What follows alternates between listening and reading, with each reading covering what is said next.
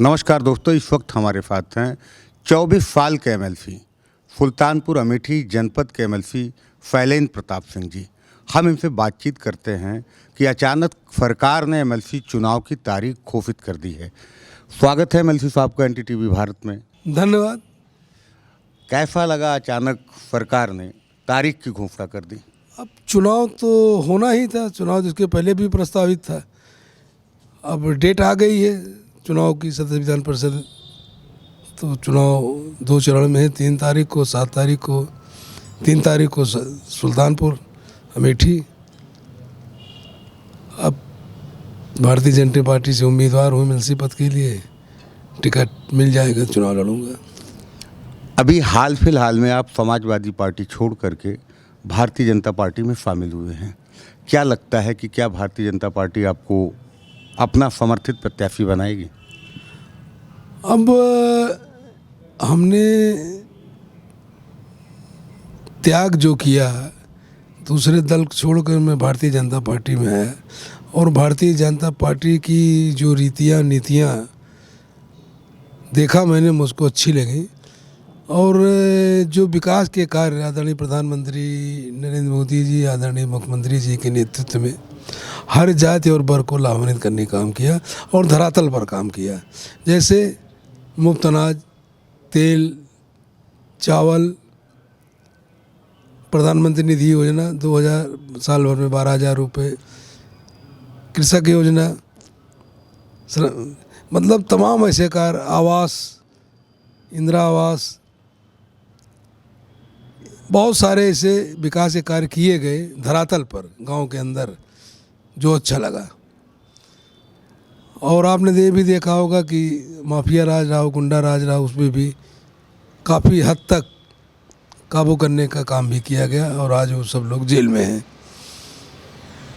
जैसा कि एमएलसी साहब का सीधा कहना है कि योगी और मोदी की जो जन कल्याणकारी योजनाएं हैं, उनसे प्रभावित होकर इन्होंने लंबा अरसा समाजवादी पार्टी में गुजारा, फिर भारतीय जनता पार्टी में शामिल हुए। लेकिन एमएलसी साहब, जैसे एमएलसी चुनाव को लेकर के आप सुल्तानपुर से निर्दल भी एमएलसी रहे, वो कौन सा साल था और अचानक क्या परिवर्तन देखते हैं कि जो दलीय व्यवस्था है उसमें क्या निर्दलीय अपने आप को खासकर एमएलसी चुनाव में उतना फिट नहीं बैठ रहा है?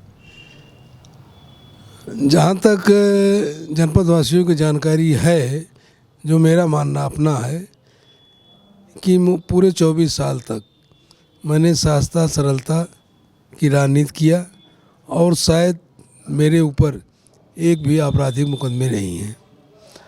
और जब मैं निर्दलीय चुनाव जीतता था, उस समय का दौर और था, आज का दौर कठिन हो गया है। बगैर दल के चुनाव मैं नहीं लड़ सकता, इसलिए मैंने भारतीय जनता पार्टी ज्वाइन किया। क्या अंतर पाते हैं? किस सन में आप निर्दलीय एमएलसी हुए थे और 95-96 निर्दलीय हुए थे। 95-96 में शैलेंद्र सिंह जी ने उत्तर प्रदेश में निर्दलीय चुनाव लड़कर अपनी एक अलग पहचान बनाई थी। आज खासकर क्या अंतर पाते हैं 95-96 और आज 2022 में? अब देखिए, 2022-95 जमीन आसमान का अंतर है।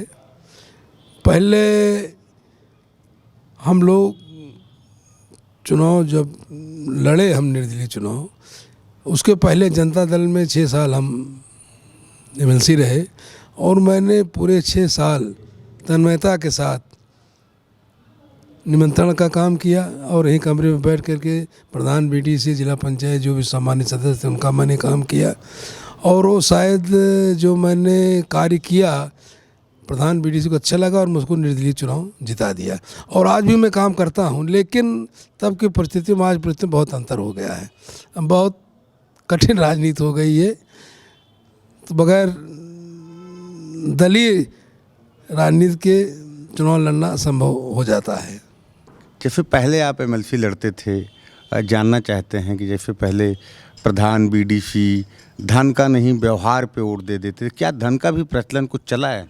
अब क्या कहा जाए, अब बहुत ज़्यादा कुछ नहीं कहना चाहेंगे। एक सवाल है एमएलसी साहब, आपकी जो राजनीतिक यात्रा कैसे शुरू हुई?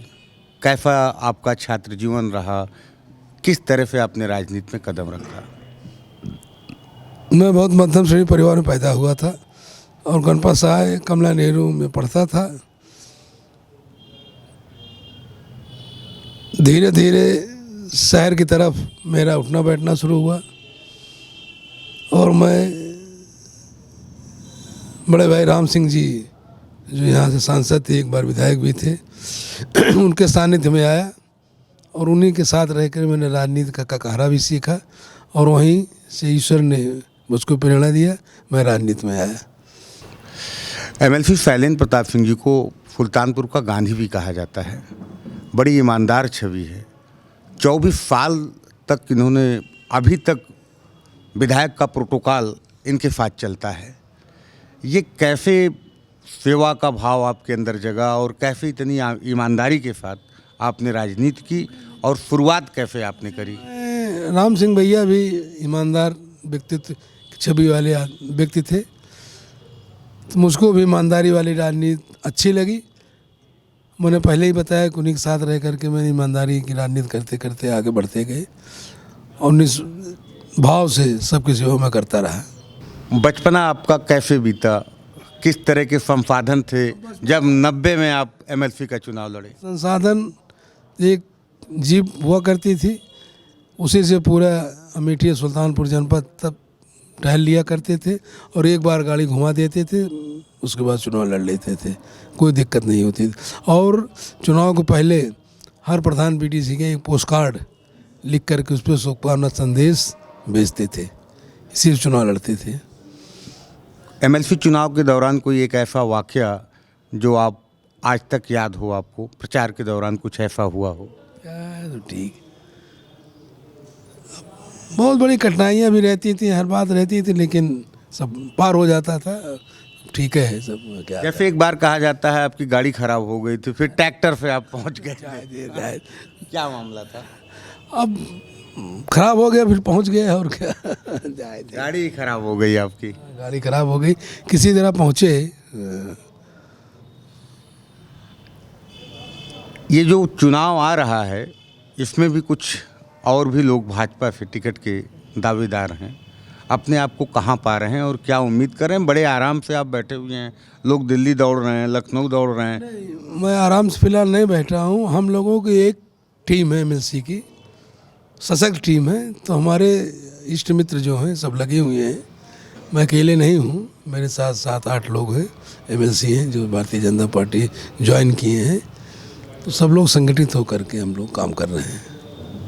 जैसा कि आपने सुना शैलेंद्र प्रताप सिंह जी को, इनको पूरा भरोसा है कि भारतीय जनता पार्टी इनको सुल्तानपुर अमेठी स्थानीय निकाय से प्रत्याशी बनाएगी।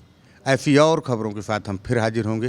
कैमरा पर्सन पंकज गुप्ता के साथ मैं अनिल पाठक, एनडीटीवी भारत। देश दुनिया की ताज़ा तरीन खबरों से रूबरू होने के लिए सब्सक्राइब कीजिए आपका अपना चैनल एनडीटीवी भारत।